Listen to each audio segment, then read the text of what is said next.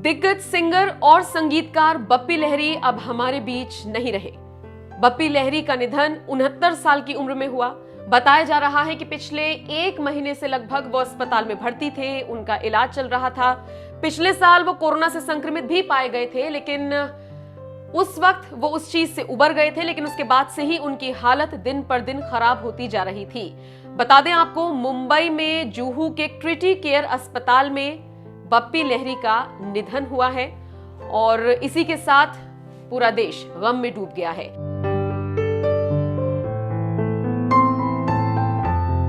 इसी कड़ी में देश के प्रधानमंत्री नरेंद्र मोदी ने बप्पी लहरी को याद किया और उनके जाने पर शोक संवेदनाएं प्रकट की।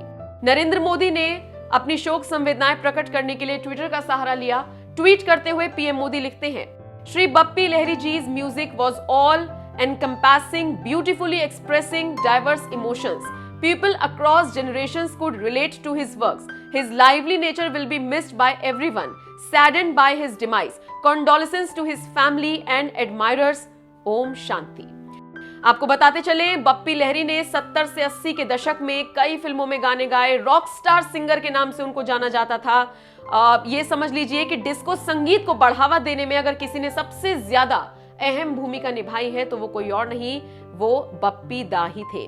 सोना पहनने और हमेशा चश्मा लगाए रखने के शौकीन रहे बप्पी लहरी को कई चीजों की वजह से जाना जाता है, जिनमें से एक उनका व्यक्तित्व भी है। जो लोग उनसे मिल चुके हैं, जो लोग उनके साथ वक्त बिता चुके हैं, वो ये बताते हैं कि बप्पी लहरी का जो स्वभाव था वो बहुत ज्यादा सौम्य था। दूसरों की मदद करने के लिए वो हमेशा आगे रहते थे।